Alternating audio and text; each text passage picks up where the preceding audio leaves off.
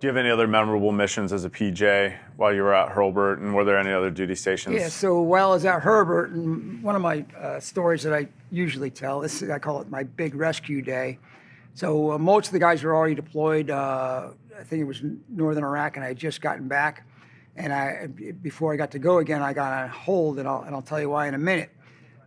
So we get a call in that an F-15 pilot had just punched out 40 miles in the Gulf off of Hurlburt Field. And that's all we got. And we weren't on alert for that there. We're a special operations base and we usually overseas, but since we were close by, they called us. And we scrambled. We got, there was nobody else.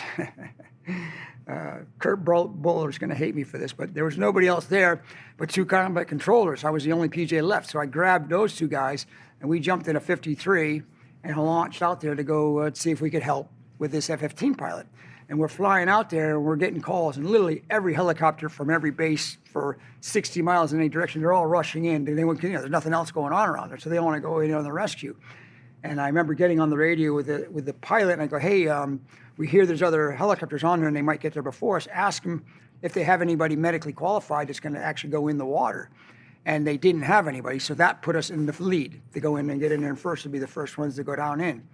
So as we approached the first call we had that, he had punched out, he's in the water waiting for us. We're figuring to go down the hoist, grab the guy and hoist out. And about 10 minutes out, I go, hey, can we get an update status on how he's doing? And then we get the call from the wingman and said, yeah, since he punched out, he hasn't moved.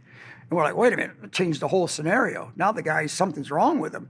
So we start scrambling and getting the medical gear together, and the crew was getting the Stokes litter together and all that. And we arrive on and we do a low and slow in.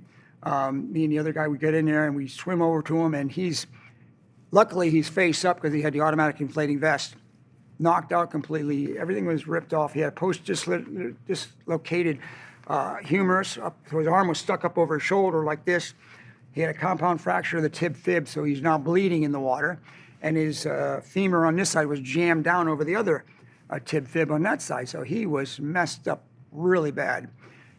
Big guy, so I kind of position him in the Stokes, and I realized that, wait a minute, those 2 guys up there aren't qualified.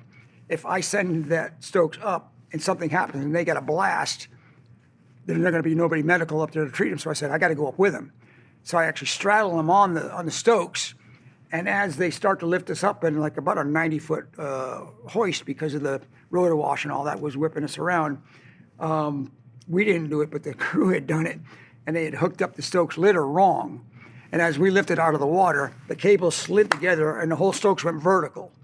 So now I'm hanging on to him and hanging on to the Stokes as we ride up this vertical hoist to get him up into the helicopter. And we did that, okay, thanks God. I remember looking up and I see Kurt Buller looking down at me. His eyes are like this big because we're barely hanging on to this thing to get him in there. We get him in there, and he was, Kurt, love him to death, but he was a super young controller at the time, and we always gave those guys quick medical classes so they could help us out and stuff. And like I said, he's going to kill me for this one, but I said, I'm trying to, in the helicopter, it's very noisy, things are going on, and I got this patient I'm trying to get an IV line started on, and I said, hey, I put my hand on towards his chest, and I go, count respirations, because I want to know how his breathing is doing, and I go back to prepping the IV, and I look over at Kurt, and he's just about to start CPR on him.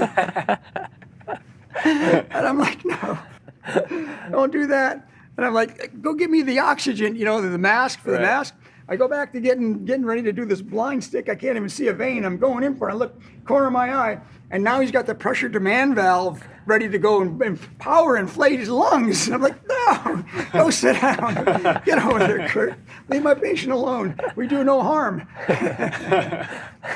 So after that, we got him stable.